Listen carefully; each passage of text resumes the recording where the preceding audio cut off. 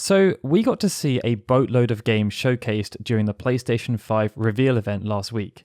And what was great is that based on how much content was shown, it felt like there was something for everyone. They had numerous AAA titles like Spider-Man, Gran Turismo 7 and Horizon Forbidden West, smaller indie titles like Bugsnax and Returnal, and of course something for people like us who have a significant interest in the activities of Square Enix Japan. Now, in the build-up to the event, there had been numerous rumours that Final Fantasy XVI would surface alongside the new game from Luminous Productions. These originated from a lengthy 4chan post that went into various details about both projects, talking about potential directors, inspirations for gameplay, and even prospective launch windows. Some of these rumours around Final Fantasy XVI then riled up said potential director, and even though they were subsequently dismissed in pretty quick fashion, chatter did continue to persist, not least because Square Enix chose, at almost the exact same time, to release a new interview with Ryota Suzuki, a creator they hired last year to be the battle director on a brand new, unannounced AAA action RPG being developed within Yoshida's business division. There was also anticipation because Square Enix has a history of pulling out big surprises when the whole world is watching, so as soon as their logo appeared during the PlayStation 5 showcase, let's just say our interest was piqued.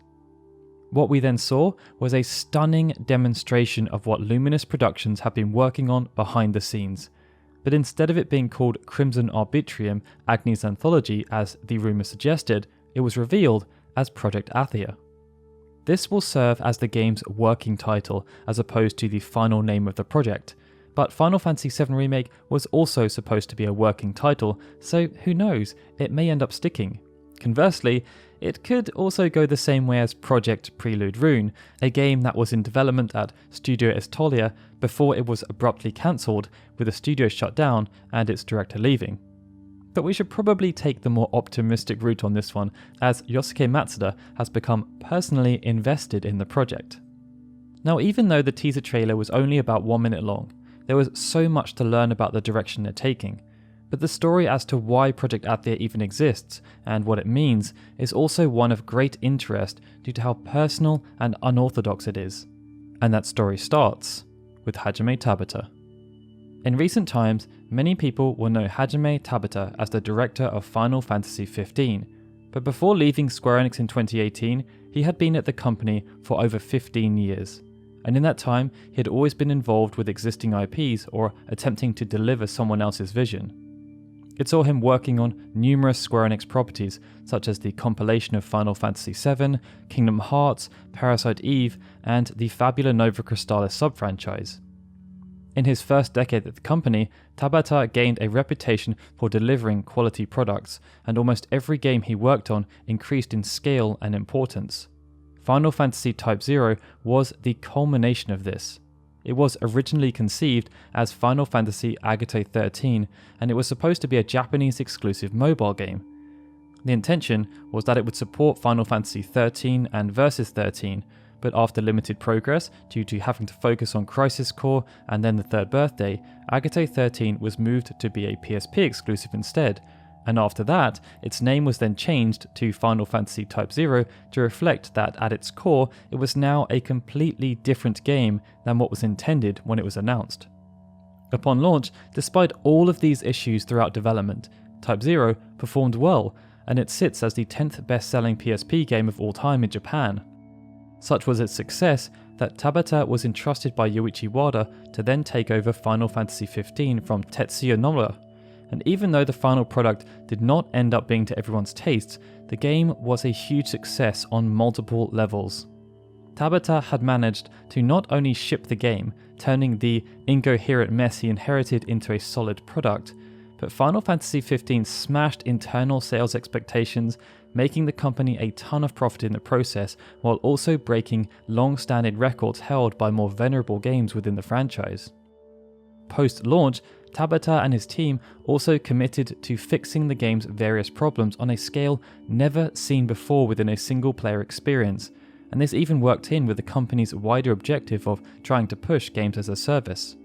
In short, Tabata was the consummate company man, and he was rewarded for his continued service and success with the chance to work on an original property for the first time in his career. That original property was Project Athia. Tabata first spoke about this new project in September 2017 when speaking with DualShockers at PAX West in Seattle. It was here that he revealed Business Division 2's new project was geared at the next generation of consoles and that they would be using the Luminous engine as a base. This was the engine his team had poured their heart and soul into throughout the development of Final Fantasy XV. And upon the release of that game, they felt the Luminous engine was a strong enough product to want to carry forward. But they didn't stop there. They constantly strove to improve its capabilities, and it saw them seeking out numerous partnerships. One of prominence was the working relationship with Nvidia. This saw them create technical demonstrations such as Witch, Chapter 0 Cry, and when Final Fantasy XV Windows Edition released at the start of 2018, it was clear that their efforts had been worthwhile. There were significant graphical improvements witnessed, but even still, the team wanted to push their engine further, and they believed the Windows Edition would serve as a halfway point for what they were trying to achieve with their new project. It meant, in many ways, Final Fantasy XV served as something of a prototype for what Project Athia will no doubt become, and when we look to the future, that is incredibly exciting. Around this time, Tabata revealed that approximately 20 to 30 people were working on Project Athia. He noted, "We're at the very start of the process, and we're still working out what kind of game we want to make, when we want to get it out, and what kind of technology base we want to use." This was all taking place within Business Division 2, but with Tabata wanting more autonomy, Luminous Productions was then formed on the 27th of March 2018, and Tabata was installed as the Chief Operating Officer and Head of Studio. At the time, they declared that Luminous Productions was established with the purpose of developing new AAA titles and bringing innovative game and other entertainment content to a global audience. In other words, they wanted to be able to create something akin to the Final Fantasy XV universe in-house and actually do it right. This all sounded fantastic, but there was a slight snag. Despite wanting to create something wholly original, the team also did not want to let go of Final Fantasy XV. Tabata had already declared that the team wanted to further expand Final Fantasy XV so that they could give something back to the players who had stuck by them, and not long after the formation of Luminous, they revealed Final Fantasy XV's Dawn of the Future, 4 new downloadable content expansions that would see a whole new side story created. Tabata also wanted this DLC to be the ultimate expression of the collaborative approach he'd tried to employ, where his team would attempt to find a sweet spot between what they wanted to do and what they felt the fanbase wanted them to do. The major difference, however, was development times. Unlike the original Season Pass, which had rigid deadlines, Tabata was adamant that the second Season Pass would have no such restrictions. He wanted to mend some bridges and asserted that the importance was not on just releasing the content, but rather the plan had changed to releasing the content in a state where each one was properly sufficient. It was a noble approach, but it led to resources becoming quite stretched within Luminous Productions. They had to make sure the new Final Fantasy XV DLC was of a high enough standard, but there were also milestones they had to hit with Project Athia based on what they had promised to the board of Square Enix. They also wanted to continue their R&D work on the Luminous engine, and in addition, there were other things going on, like providing CG for a documentary produced by NHK. Now, we don't know the full details of what happened, and perhaps we never will, but it's clear that as time progressed, all of this led to the vision of Tabata diverging from the vision of Square Enix. This then led to an impasse, which saw Tabata resign from the company. In an interview shortly afterwards, Tabata stated that he left because he had lost motivation to continue down the expected path, and with him gone, Square Enix decided to cancel the majority of the Final Fantasy XV downloadable content, with only Episode Arden remaining intact. It was also decided that the business strategy of Luminous Productions should be changed to cut away the entertainment aspect of the studio. These actions then led to about $33 million worth of work being swept under the carpet. With Tabata gone, Takeshi Aramaki, who was the lead programmer on Final Fantasy XV, was promoted to be the new head of studio.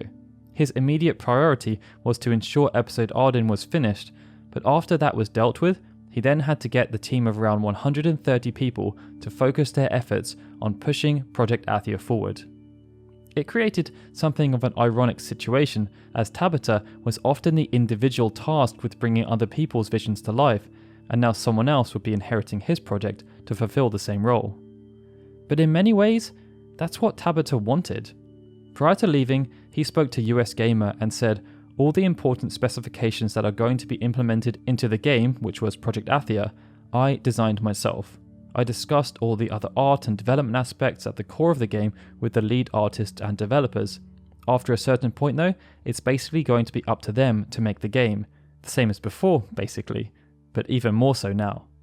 Luminous Productions have been working in earnest on the project for around 18 months, which was preceded by another 15 months of investigative work.